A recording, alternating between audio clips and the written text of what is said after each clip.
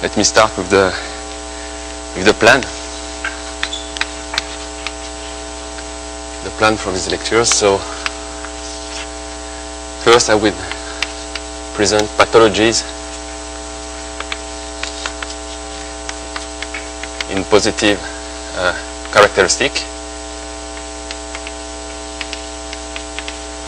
So in fact I'm going to present two counterexamples on the geometry of algebraic varieties in positive characteristic, but on the contrary are true in characteristic 0. So the first thing I will show the existence of global non-closed one form.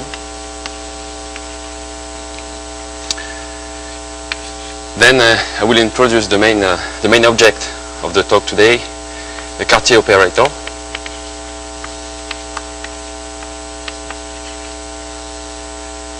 And finally, I will show you that Codera vanishing theorem fails in positive characteristics. The second part would be about Frobenius splitting.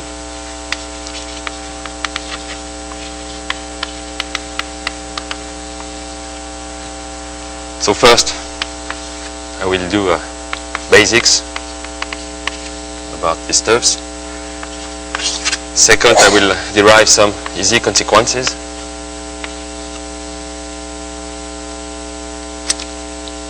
Of Frobenius splitting. Then I will give a criteria to decide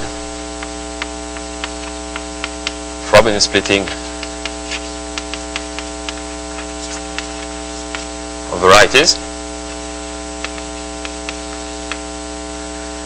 And finally I will introduce a related notion, the D-splitting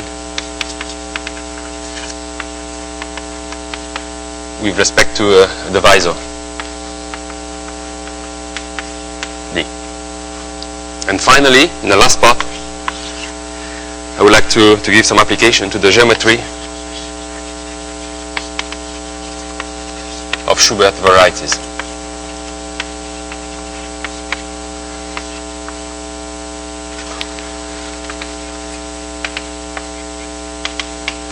Mainly, I would like to show that these varieties are normal. They have rational singularities, and I will give some vanishing result for the cohomology of some line bundles. So let's start with the first point. Try to construct global one form that are non-closed. So first, I have to remind you maybe of something. So here, set K is a perfect field.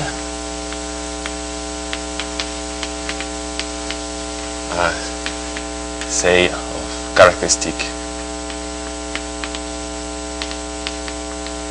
P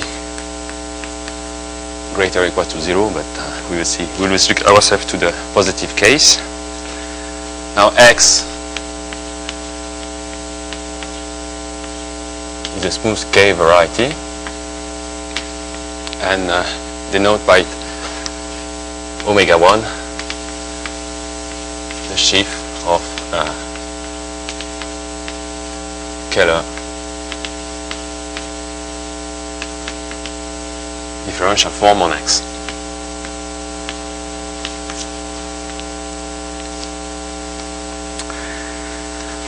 It comes with the universal derivation.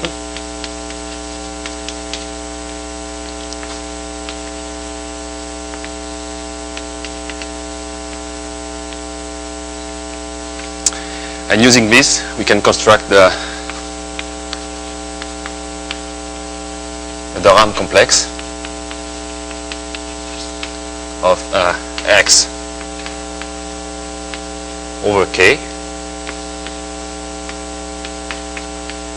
as follows. So set this to be the direct sum of the omega I, where omega I is a wedge product of omega 1. So this is a sheaf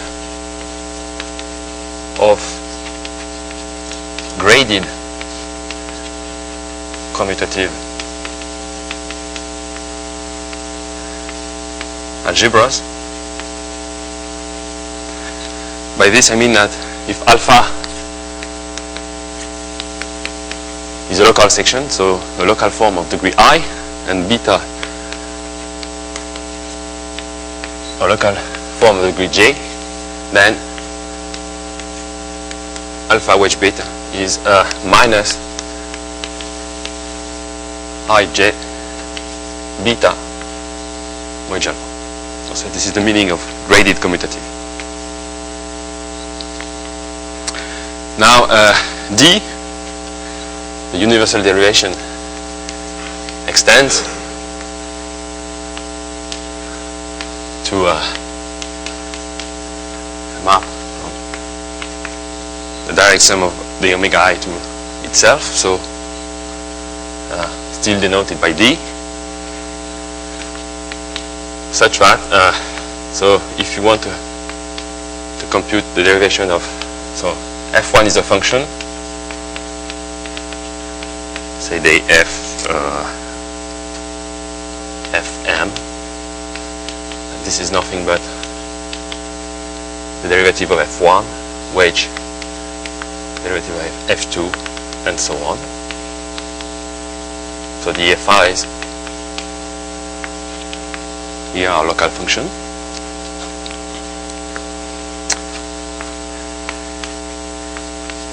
Also, you can calculate the derivative of alpha wedge beta. This is d alpha wedge beta plus minus to the I alpha wedge d beta. So this is for alpha of degree I and beta of any degrees. It doesn't matter. And you can check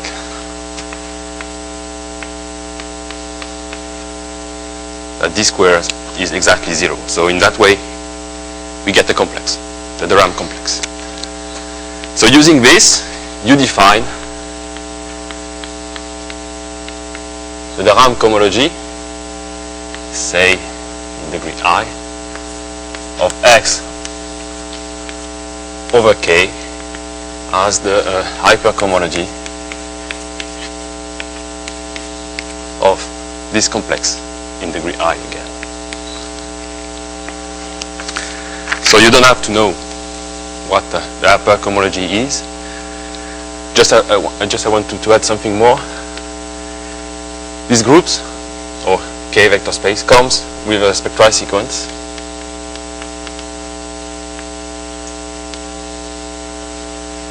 called the Hodge to the Ram.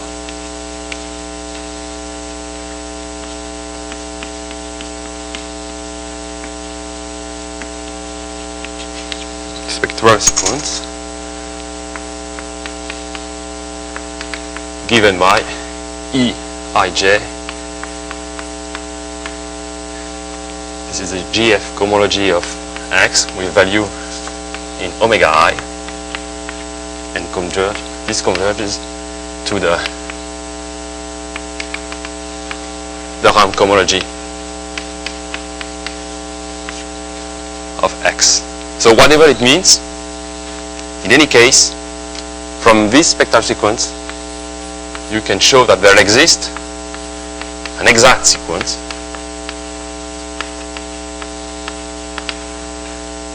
so you look at the space of global one form that are declosed. Okay, so this is something inside.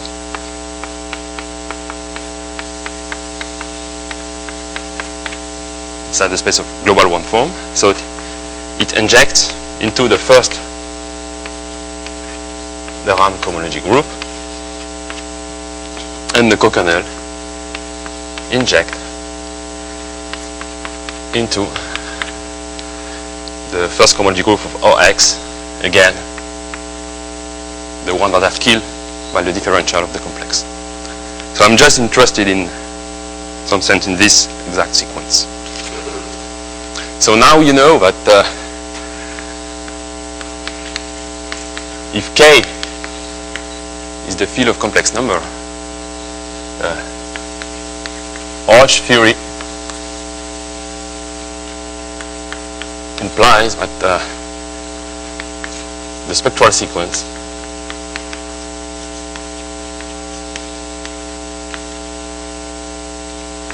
degenerates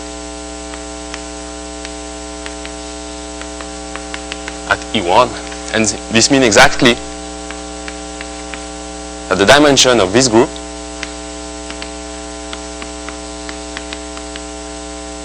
say HI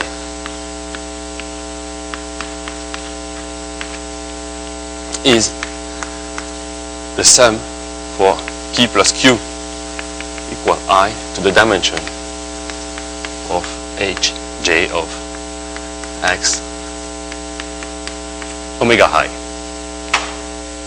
And you see from this condition that this implies that here this map is on 2 and this map has to be an isomorphism. So it says in particular that there exists no, I should say, all global one form are closed. Okay, but this stays in positive characteristic. So this is the first result.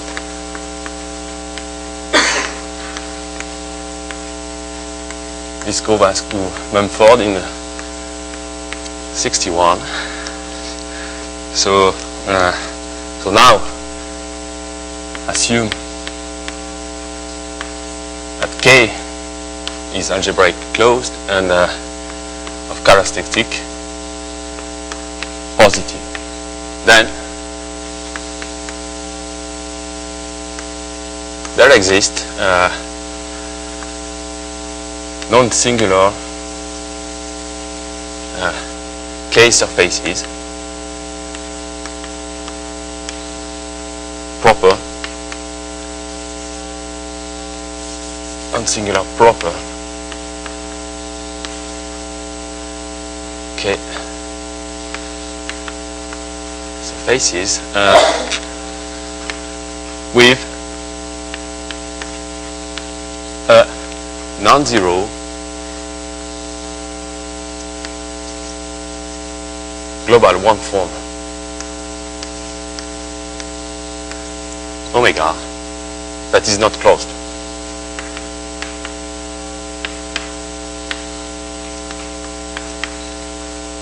So as you will see, this is very easy to construct, in fact. So for the proof, then maybe before, let me state Lemma.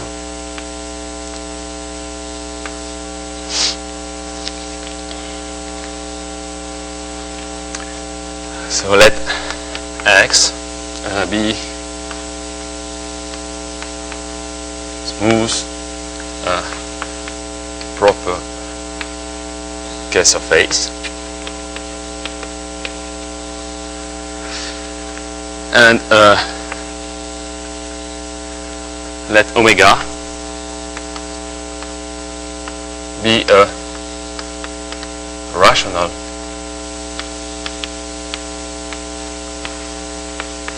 one form on X.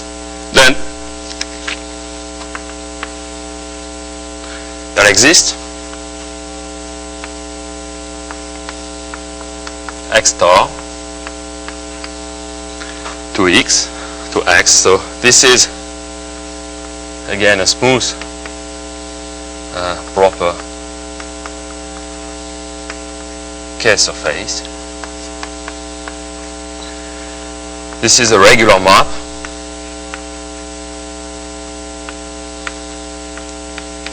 and separable.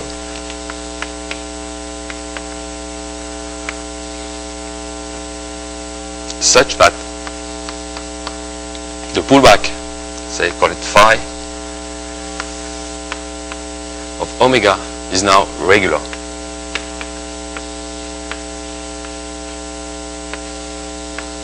So you start from a rational form on x, and you get a regular form on a different surface. So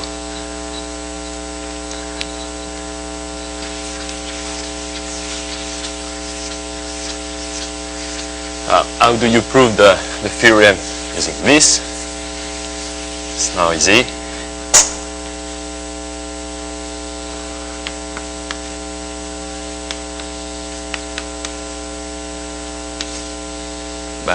Start with P2 and omega x dy. So d omega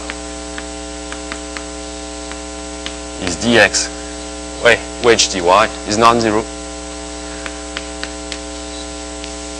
So the lemma implies that there exists a smooth surface x star with a map phi onto x such that the pullback of omega is regular, and may compute the derivative of the pullback of omega. This is nothing but the pullback of the derivative. And now, since phi is assumed to be separable, since this is non-zero, this has to be non-zero too.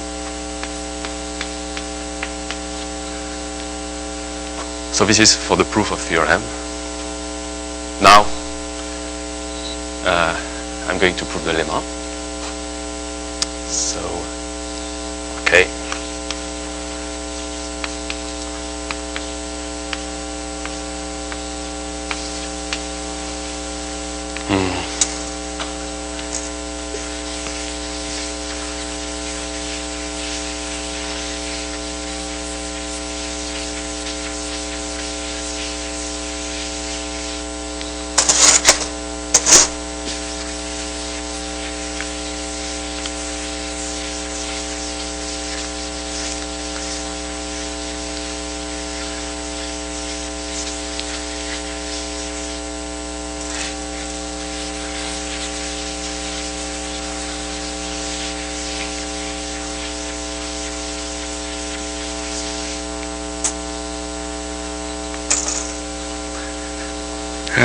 So for the lemma,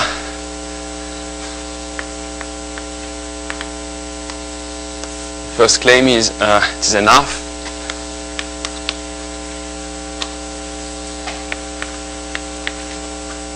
to prove that for all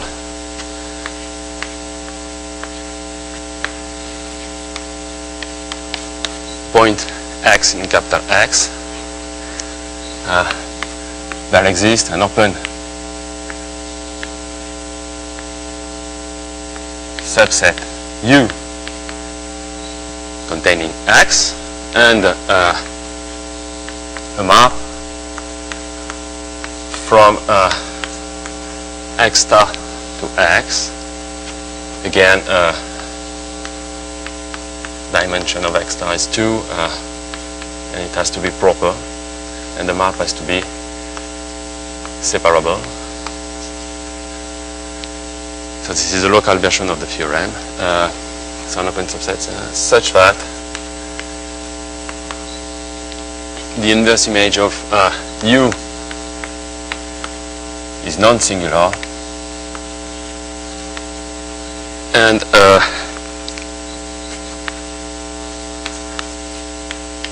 pullback of omega is regular on preimage of U. Okay, so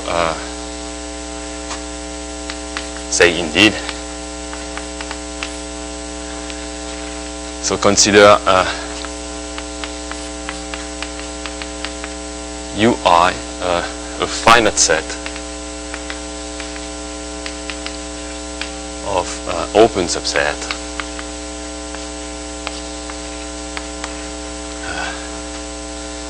of open subsets UI and X covering X, and consider Fi from xi star to x satisfying the above property as above.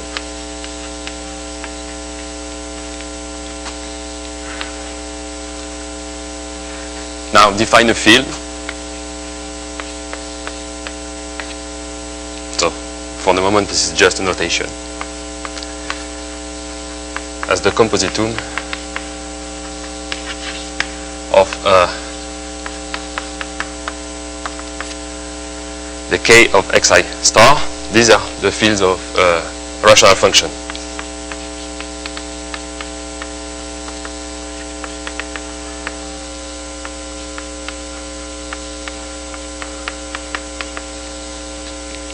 Okay, now this field contain the fields of rational function on X. This is a finite extension. So you know that there exists a non-singular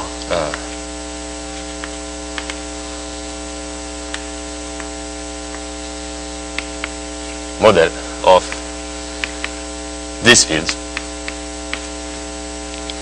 Here I'm using the fact that the desingularization of singularities is true for surfaces in positive characteristics, so it's not completely elementary. So you look at the non-singular model, and you may assume that there exists a map from x star to x such that this map factors all the phi I.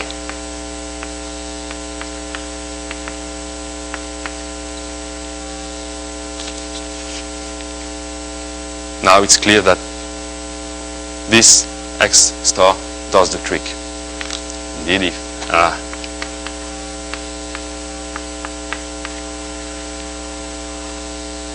if x is a if x is a point in x star, that exists an I such that say call it, this is phi,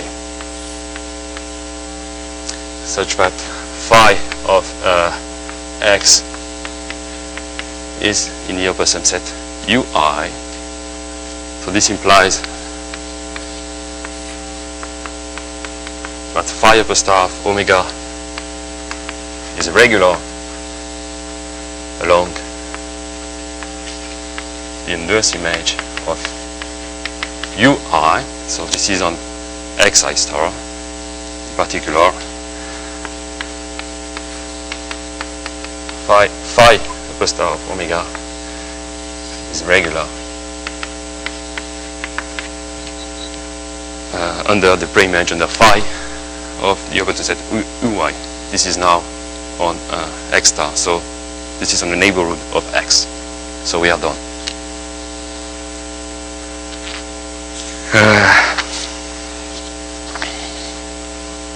Now the claim 2.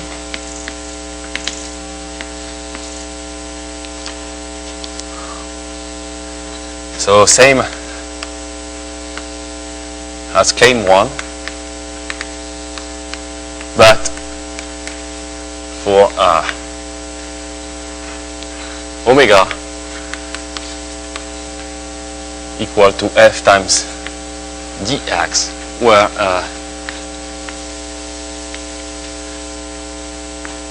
x is say a local coordinate at the point x in x. Okay, so for the proof, so if in fact omega has to be of the form f dx plus g dy, so you pick, say, x1 respectively x2, that does the trick.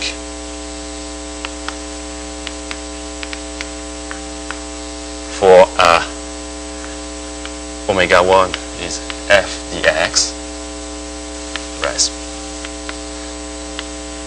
Omega 2 is g dy, and you consider again the compositum of the two fields.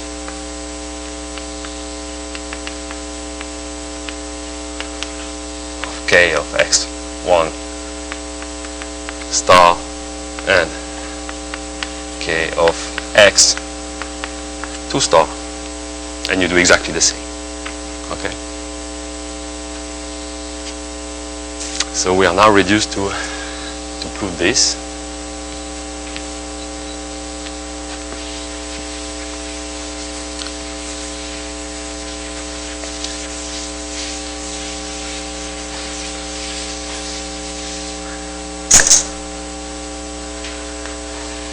So now assume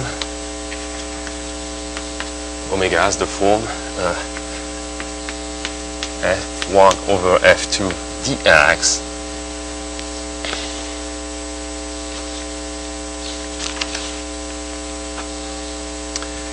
where f1 and f2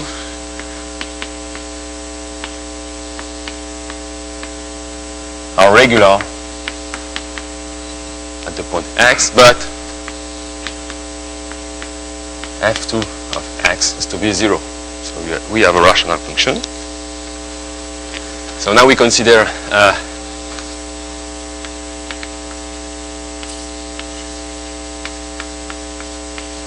kx bracket z, where z satisfies the equation z to the p plus f1 to the no, this is f2 to the pz plus x is 0. Okay, so you can see this as the hypersurface z mod pli plus the same equation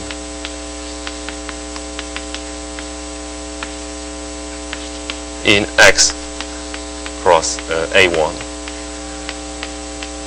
and z is a coordinate on a1. So you consider this hypersurface, so it maps onto x.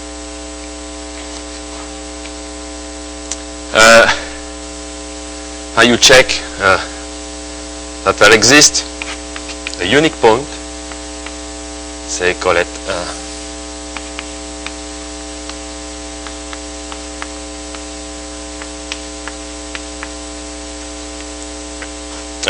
x star in x star above x in capital X. You check that this surface is regular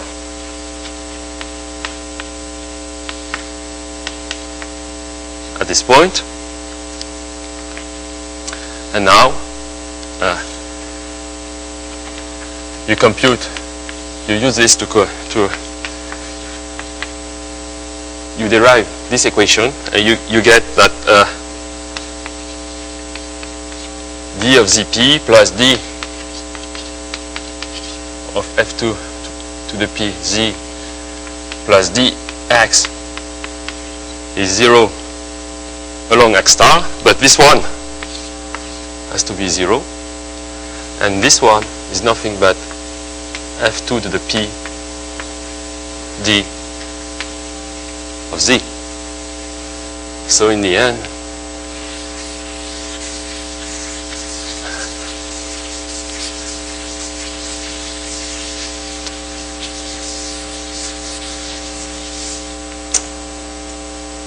you can see that omega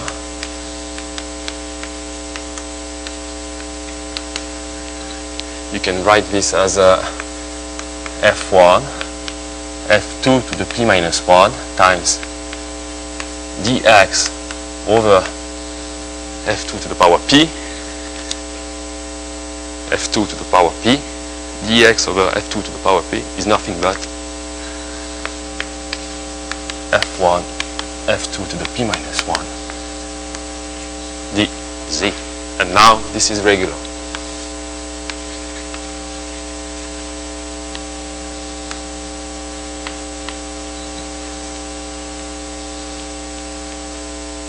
So if you want to construct some proper model of this one, you just have to normalize x in this function field. So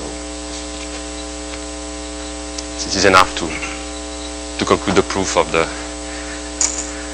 Mumford theorem.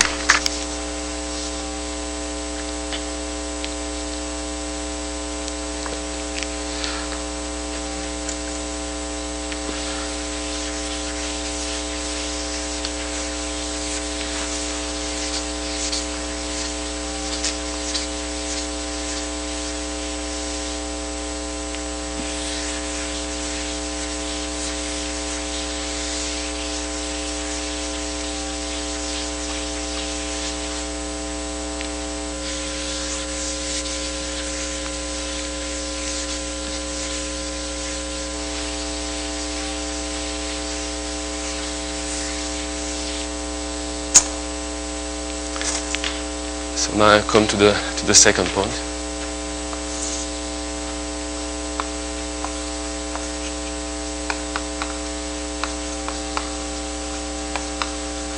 So the Cartier operator. So in fact the Cartier operator on at least in degree 0 is nothing but the Frobenius morphism. So I first give the definition of the Frobenius morphism. So again, K is perfect of characteristic P positive. X is smooth K variety.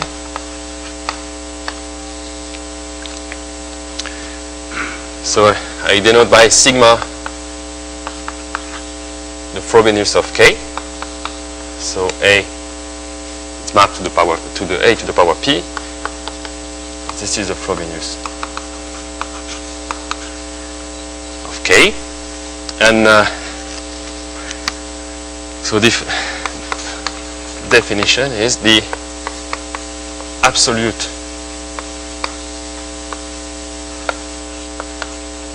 Frobenius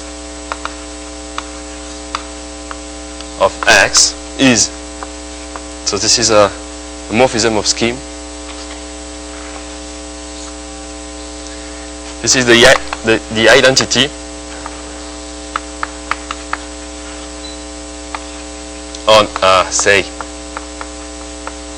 X top. So at the level of topological spaces, this is nothing but the identity from I should have said before, this is a map from X to X, and now I have to say at the level of function, and this is the fifth power map on function. So this means that the one that is usually denoted FTS from OX to push forward over X map a local function to the P power of this local function. So you have to observe that so we get in that way a morphism of schemes. But this is not a morphism of K schemes. So we only have this commutative diagram. So if you want, so not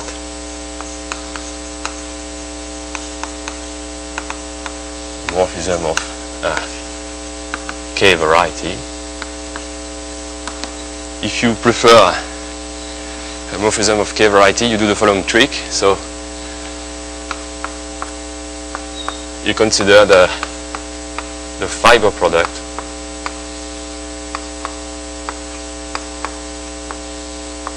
x prime. So you make the Bayes change over using the Frobenius of K. And you see from this diagram that the absolute Frobenius factors through something here called the relative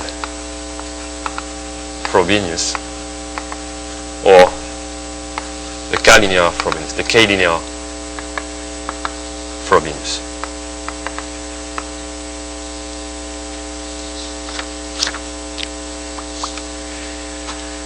So in fact it's easier to say to describe this one in terms of equations, since it is a morphism of K variety. So assume that X is affine, and some say AM is defined by say F1 up to Fr. So these are polynomials in T1 up to Tn.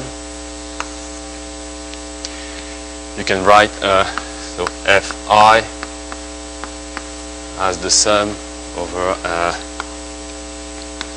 J of lambda I. This is not an exponent, so I J T to the J. So this is the multi-index notation. So J is G1 up to Gn. This has non-negative integers, and T to the power G is T1 to the power G1, Tn to the power Gm. So here lambda I J is a scalar. So then X prime in AM is defined by, say, I don't know, not F prime I, where you raise to the power P the scalar.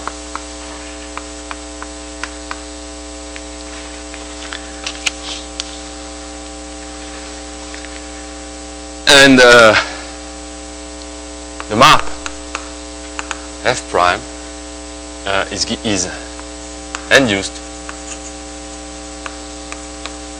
by T1 up to Tm, T1 to the P, Tm to the P. It's okay.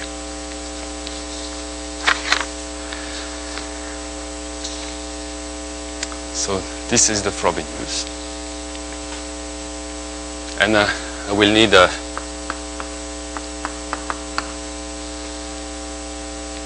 so to define the Frobenius here, you don't need to assume that X is smooth.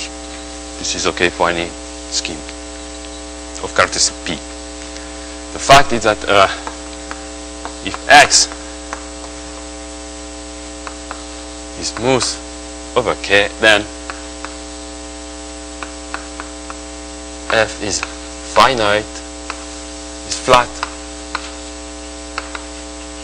and finite.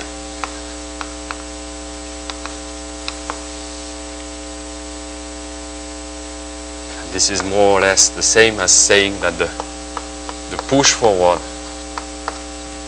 of the structure sheaf is a locally free OX module.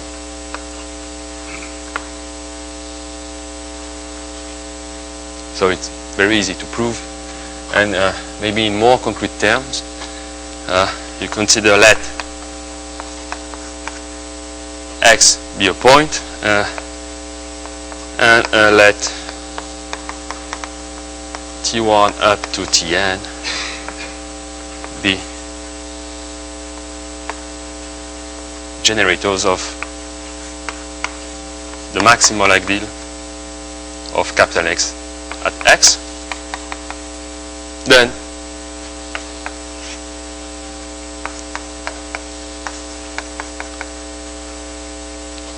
the push forward of this ring is generated as an OX module by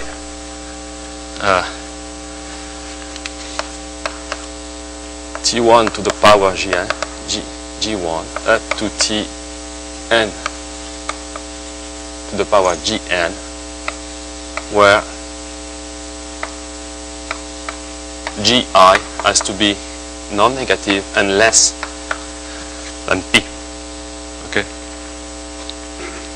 So the degree of the Frobenius is P to the power, the dimension of X.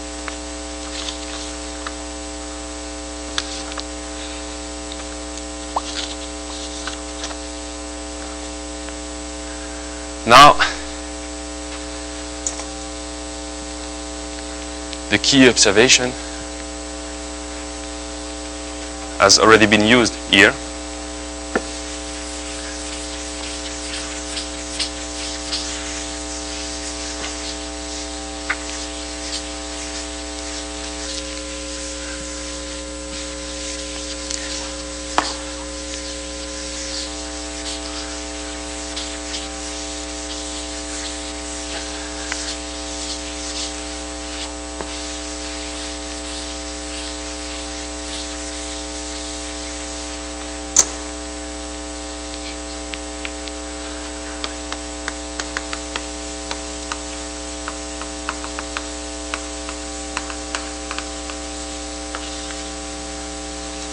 Is the following, is that the differential of the RAM complex is Ox to the P linear. This means exactly that if you consider f a local function and alpha any differential form in this object, the derivative of f to the p alpha is exactly f to the p, the derivative of f of alpha. So in particular, it says that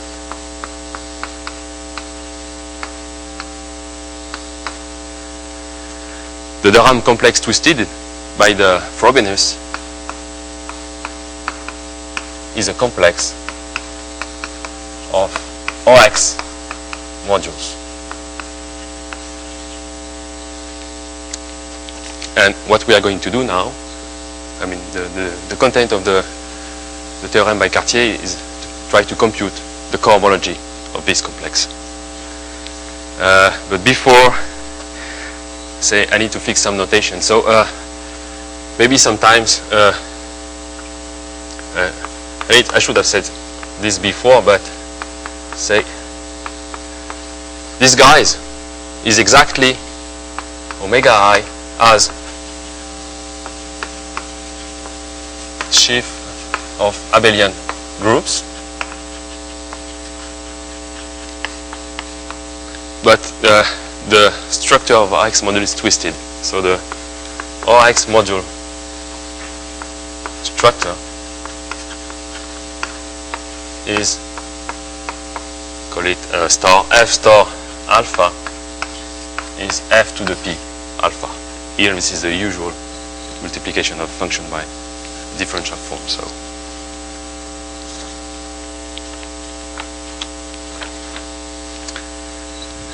So I need to consider now some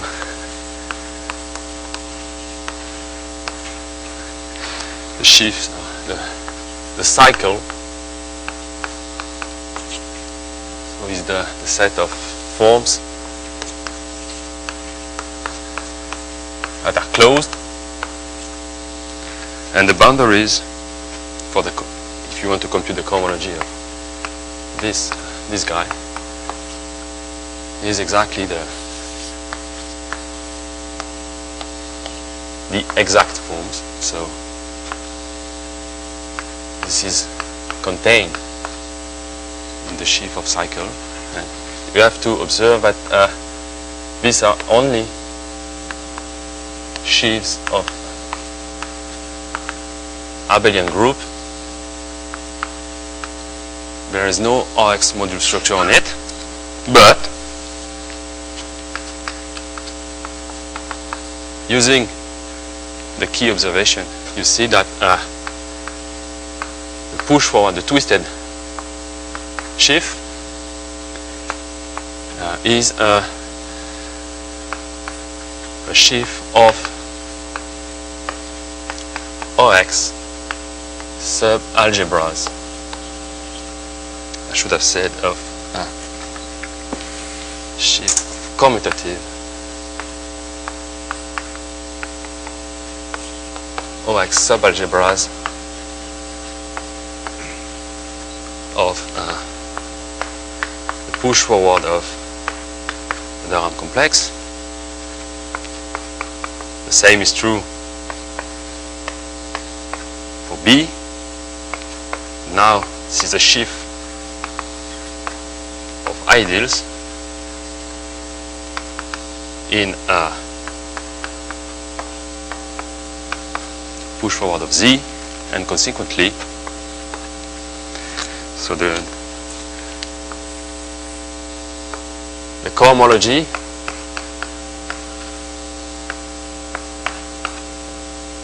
say this one, so this is nothing but the push forward of Zi over Vi is a sheaf of graded commutative RX algebra of finite type as RX module. The last assertion follows from the fact that F is finite. Okay, so this is finitely generated. So now Cartier theorems compute exactly this cohomology sheaf.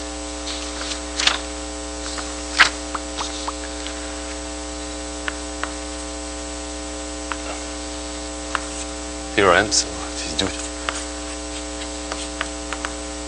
Cartier. So there exists a unique isomorphism from call it gamma, from the omega high to the cohomology of the twisted complex. So a unique isomorphism of graded commutative OX algebras such that for all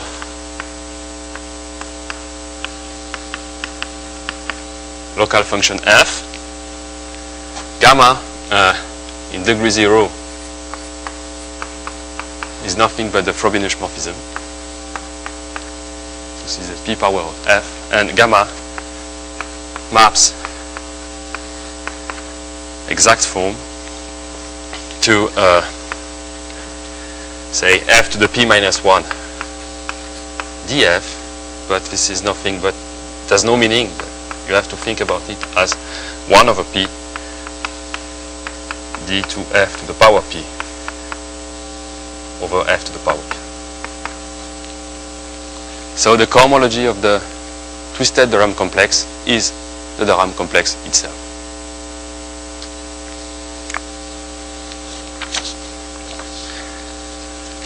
So this is the main results for today. So I'm going to try to prove this.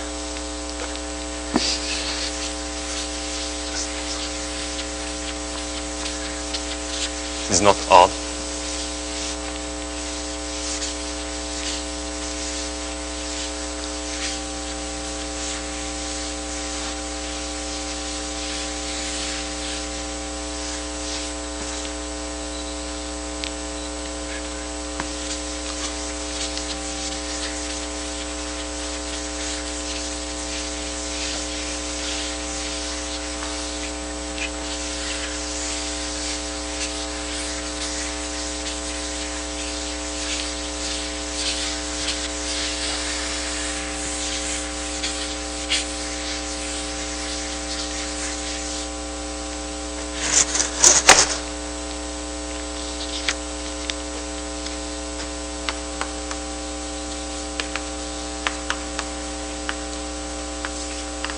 For the proof, so you want to construct an isomorphism between these two algebras. So you see that is enough to construct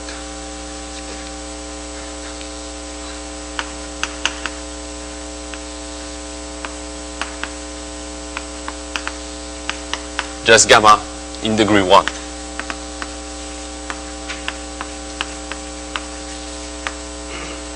First, H.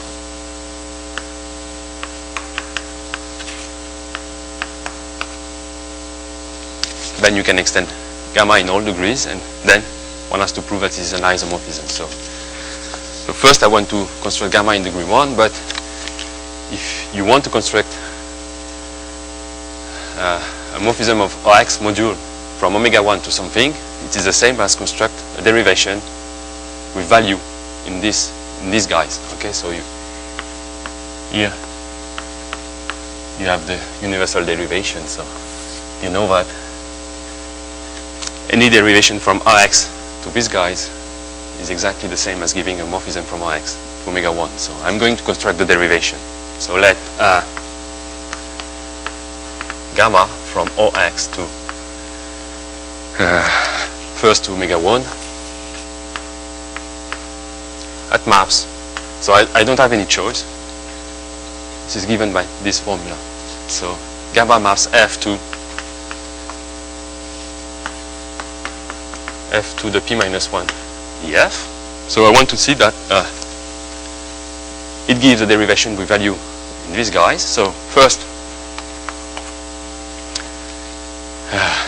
what about gamma of f times g? You compute and you see that it is exactly f to the p gamma of g plus g to the p gamma f, but with the preceding notations, this is f star gamma of g plus g star gamma of f. So you see the linearity with value in the push forward of omega 1. So this is the Leibniz rule. I want to be in the set of closed form, so this part is easy.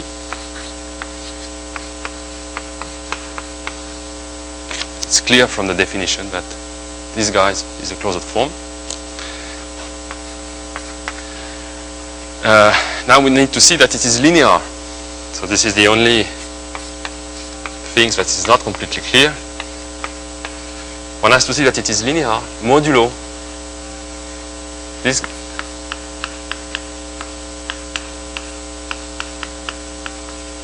modulo the exact form. So minus gamma of g, it has to be the derivative of some function. So b1 x, and for that, formally you just have to pick 1 over p f plus g to the power p minus f to the power p minus g to the power p. Okay, so this has the meanings. You compute the derivative of h, and you get the formula. So This is elementary.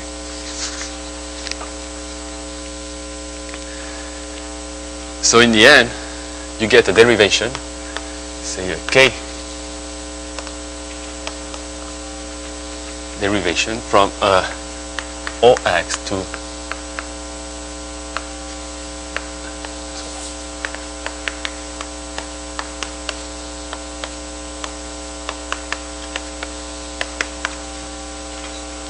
so from 2 we are in the set of closed form, and it is a linear modulo the exact form. So you get a k derivation. So in the end, by the universal property of the cotangent bundle, you get an OX linear map from omega 1, call it gamma still, to H1 of push forward of the Derivation complex. So now we have constructed gamma, and we want to prove that it is an isomorphism. So just a remark,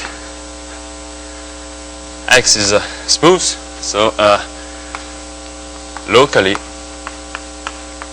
there exists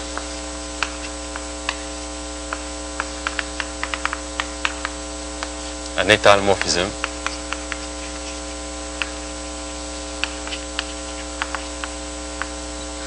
to the affine space, and you can check that it is enough to consider X, the case where X is affine,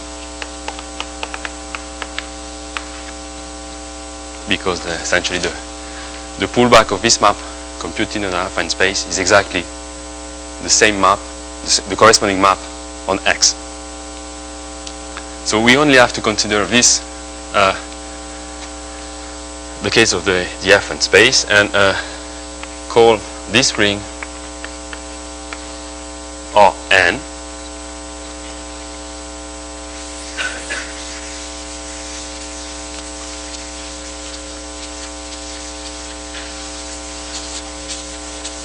Now the proof of the theorem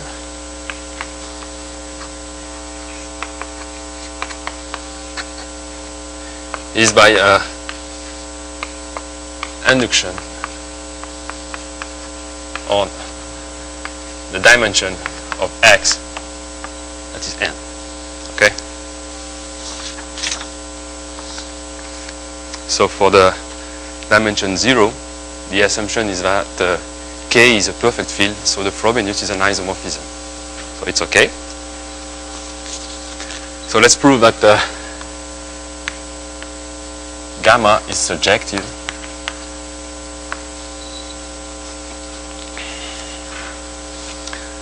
So take alpha of degree I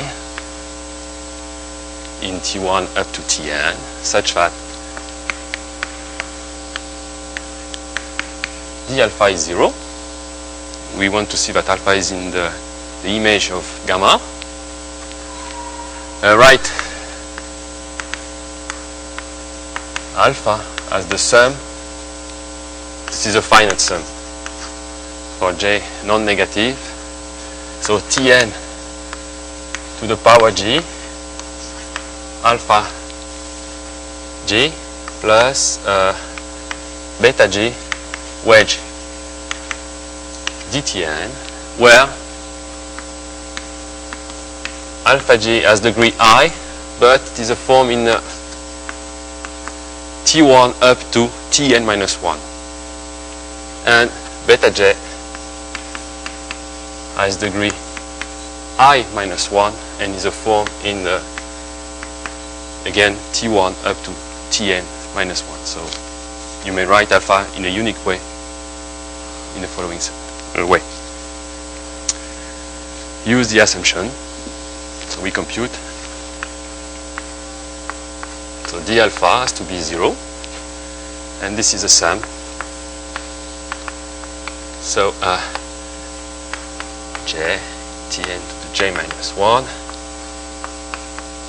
dTn wedge these guys, but with these guys we get 0, so we only have wedge alpha j plus Tn to the power j, say d alpha j plus Tn to the power j, the derivative of this one, that is d beta j wedge dTn. Now we write d alpha in the same way as here, so this is the same for j non-negative of Tn to the power j d alpha j plus, so here you get a minus alpha j has degree I, so minus I g Tn to the power g minus 1 alpha j wedge dTn plus Tn to the power j d beta j wedge dTn, and this implies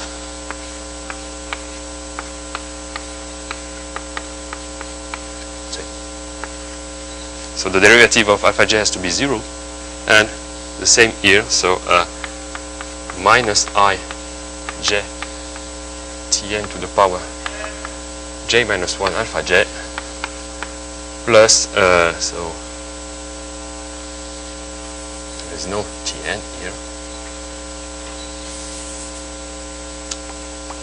so alpha j plus Tn d beta j has to be, no, sorry, this is not this one, so I have to compare the power of Tn, so this is minus I a j plus 1 alpha j plus 1 plus d beta j has to be 0. So we get these two equations, right? So now, I need to look. So assume that P do not divide j plus 1 and compute this guy. So minus 1 over j plus 1, the differential of Tn to the power j plus 1 beta j. So this is minus to the I minus 1 over j plus 1. So so you get g plus 1 Tn to the power g dt times Tn wedge beta j plus Tn to the power j plus 1 d beta j. But now d beta j can be computed using this formula.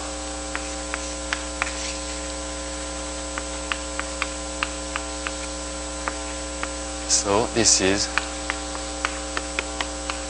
over j plus 1 Tn. So you get beta j is as degree I minus 1, so this is minus I j plus 1 beta j wedge forgot this one Tnj beta j wedge dTn plus so minus, so plus minus I plus 1 j plus 1 Tn to the power j plus 1 alpha j plus 1. this is, so this simplifies Tn to the power j, beta j, wedge dTn plus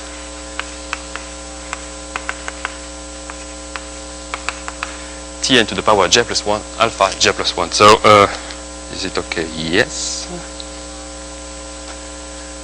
Now we go back to alpha. So this, you see that this sum simplifies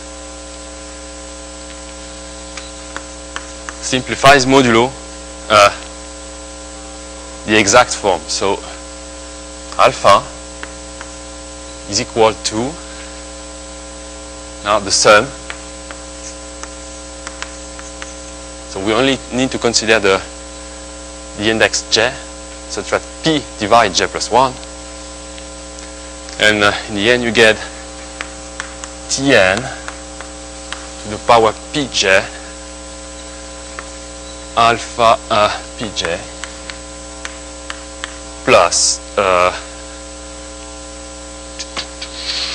plus Tn pj minus 1 beta pj minus 1 wedge dTn modulo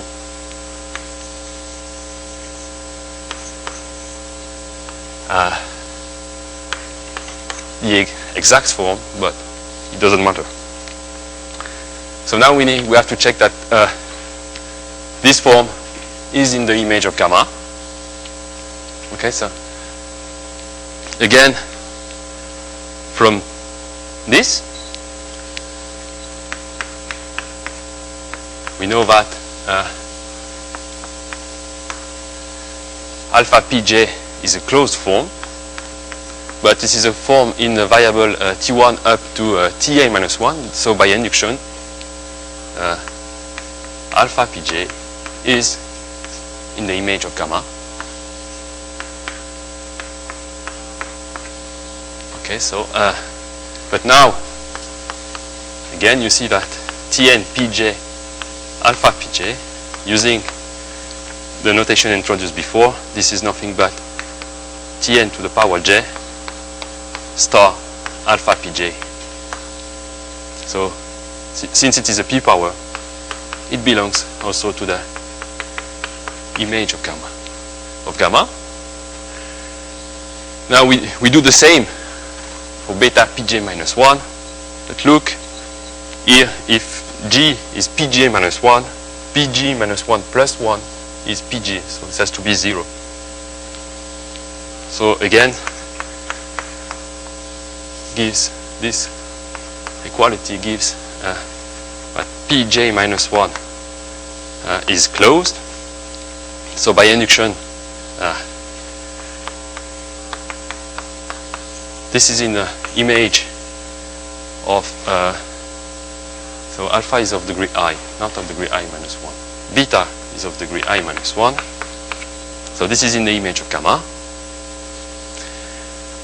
Now you just have to write Tn pj minus 1. So beta pj minus 1 wedge d theta n is so a p power p j minus 1 plus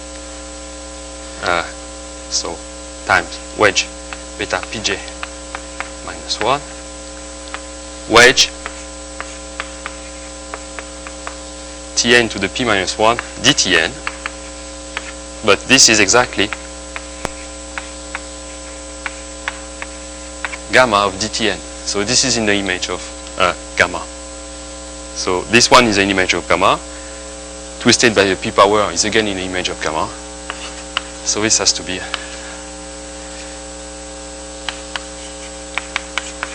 in the image of gamma. So in the end, we get exactly that gamma is surjective. So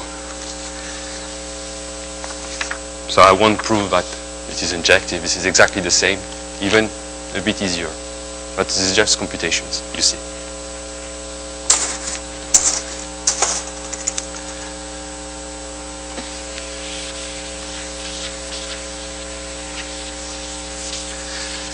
So now I'm going to give a name to the inverse of gamma.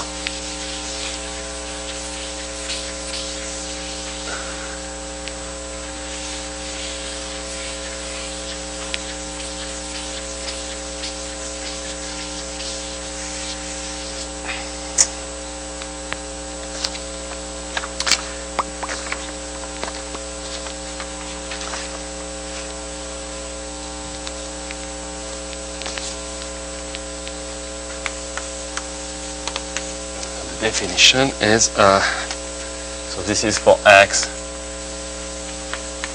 smooth K variety, again K perfect of characteristic P positive,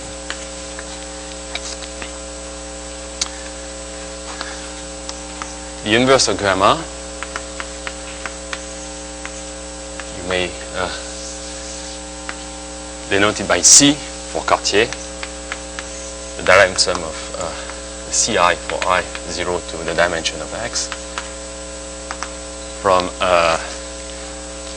the cohomology in degree I of the twisted the RAM complex to omega I. So this is an isomorphism. It's called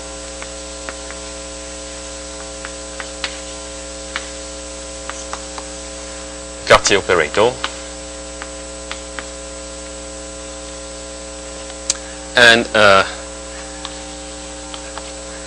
the only thing I will need, I will need a Cartier operator for the next result, but for the Frobenius splitting, I only need the Cartier operator of the maximal degree and the map. So you start from say n. Is the dimension of X. So you consider the form of maximal degrees. So you observe that these forms have to be closed. So this is exactly z to the power n. You look at this form modulo the exact form. Using the Cartier operator in degree n, you get a well-defined n form. Call it tau, and this one is called the trace map.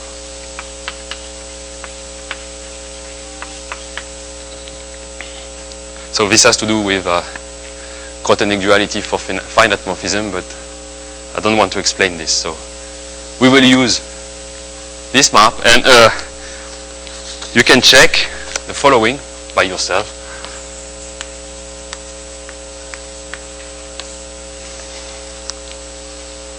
So X and K as above.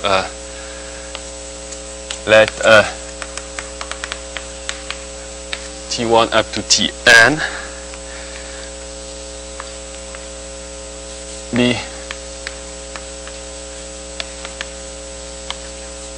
a system of local coordinates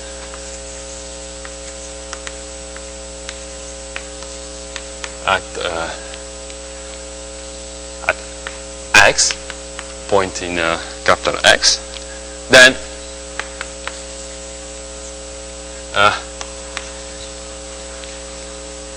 the trace map sent the form F d theta 1 wedge d theta n. So this is a local generator of the canonical class. So locally you can look at, this is a map of sheaves, so you can look at this image. F is a regular function. So it's computed by the following. So where now F is a regular function at X. So you have to, you can see this function has a, you include the local ring into the completion of the local ring. So this is a formal power series ring up to Tn. And now F, the trace of F, so the trace of, not F, but so consider any power series inside, so set I, lambda to the I, T to the I, is exactly the sum. So for I equal to P minus 1 plus P J, lambda I 1 over P T to the power J. So you can compute this gamma on the form of maximal degree. So this is a local computation, it's something easy.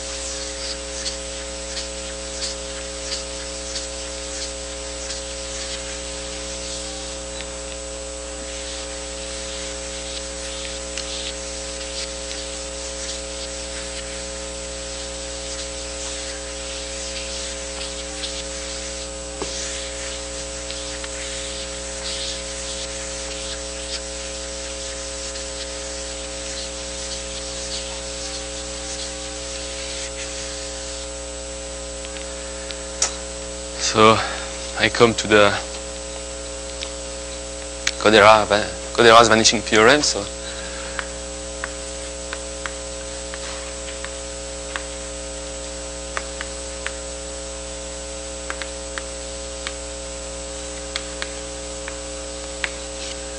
for the statement in say in characteristic 0, so if X is a smooth, complex projective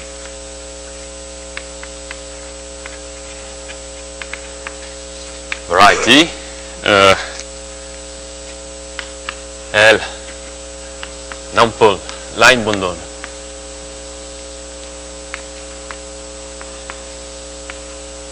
on X, then so this is due to Kodera in 53 and Aki, Suki, Nakano in 64. One has at the Hj of X, omega I twisted by L is 0 for I plus j bigger than a dimension over X.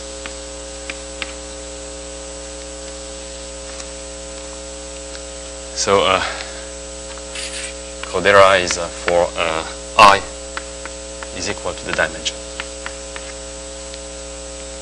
So for j positive and I equal to the dimension. So again, this vanishing phase in positive characteristic. So theorem. This is due to at least to Renault in 78. There exists a projective non-singular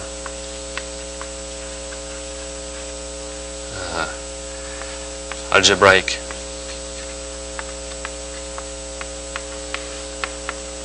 surfaces together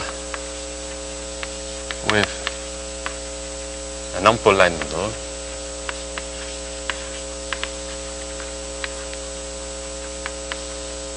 such that the H1 of X L minus L to the power minus 1 is different from 0. So by the third duality, this is exactly the H1 of x, kx, twisted by L. So this is a counterexample to the Kodera vanishing theorem, right?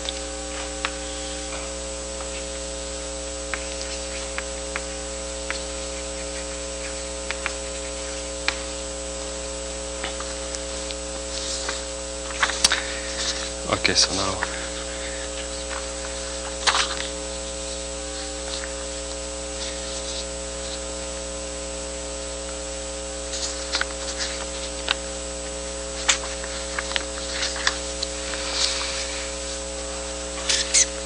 so I won't have time to give the example completely, but I'm just going to give you an easy lemma to give you an idea of how it looks like.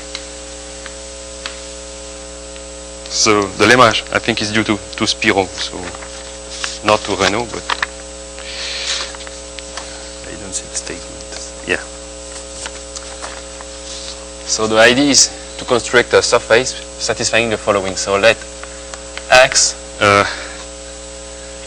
be a smooth surface over so again here k is equal to k bar over k. So assume that you have f the morphism onto smooth curve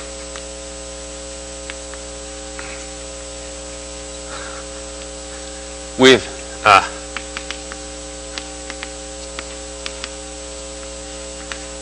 integral fibers and a section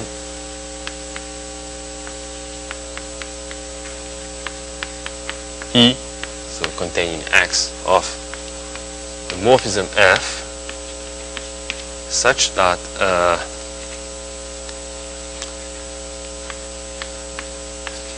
the line bundle of E of x restricted to E is ample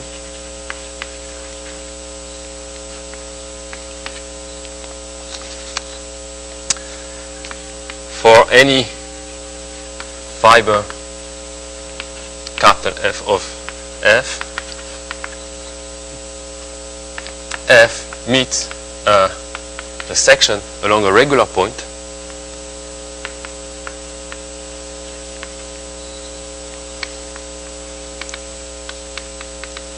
in the fiber, and the third condition is that the magnetic genus of any fiber is greater or equal to 1.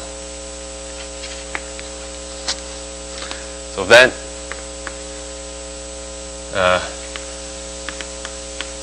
the line bundle defined by so this is OX of E twisted by the pullback of so I will write this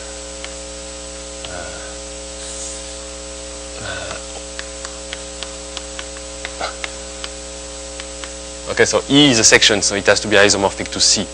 So this can be seen from a line bundle on C, so you pull it back. Okay. So this one is ample, and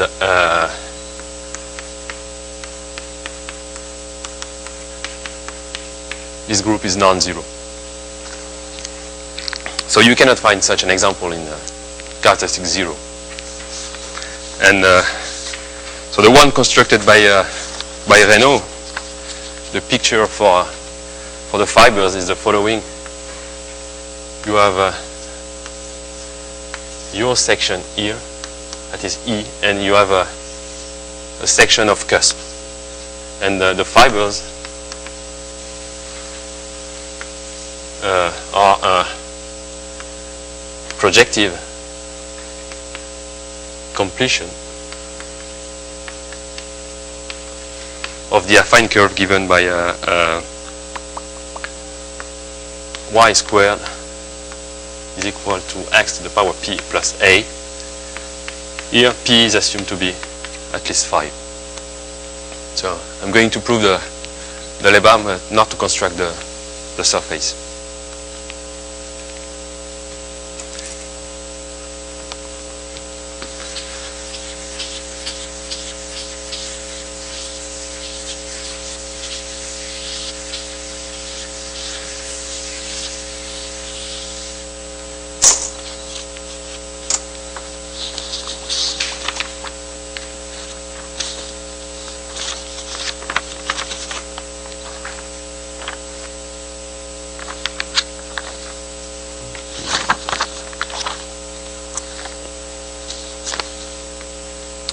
So the one point is very easy.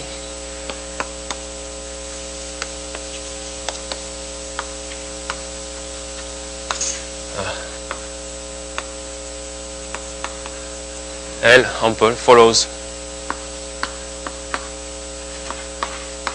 from Nakai criterion. So you just have to check that the self intersection is positive, and that the intersection with all curve is positive, and this is very easy. So I would say the main difficulty is to prove that the H1 is non-zero. But now you need to know a bit more. So first, using the Loret spectral sequence, you get that the H1 of x L to the minus 1 is isomorphic to the H node over C now, to the first direct images of so O x minus E twisted by this line model. Now we are going to see a bit more on this object. So you consider the exact sequence OX minus E to OX to O of E. You get the push forward, and you get a long exact sequence. So maybe I don't need the beginning of the exact sequence. So start with push forward of OX is mapped to the push forward of OE, the direct images we are interested in, O of minus E, the corresponding direct images for OX, and then to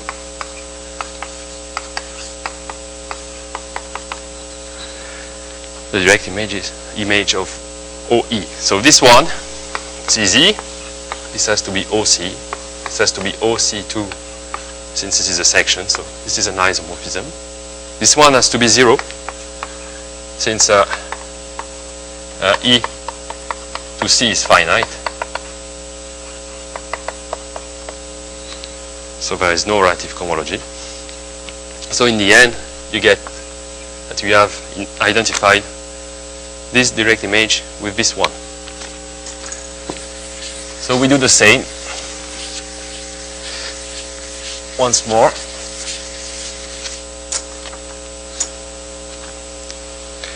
Blah, blah. So you consider now OX to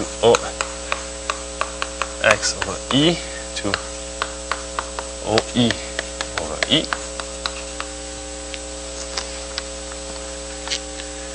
First, you observe that the push forward of this one is exactly the push forward of this one. Here, we use the assumptions 2 and 3. Okay, if you look at the regular point in a curve of arithmetic genus, at least one, it does not move in its linear system. So this one the rank is 1, So it has to be an isomorphism. So this follows from 2 plus 3. So in particular, this implies that the push forward of this one, but this is exactly the second line bundle there, injects into the direct image of OX, but the direct image of OX has already been seen to be isomorphic to this one.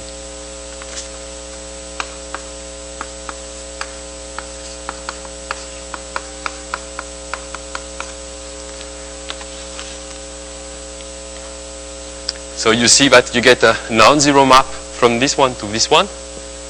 So you see that this space is non-zero.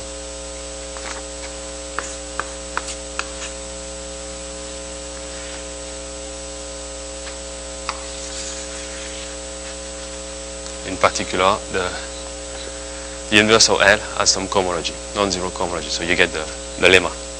So this is not the hard difficulty of the proof. The main difficulty is to find such a surface. But time is over, so I stop.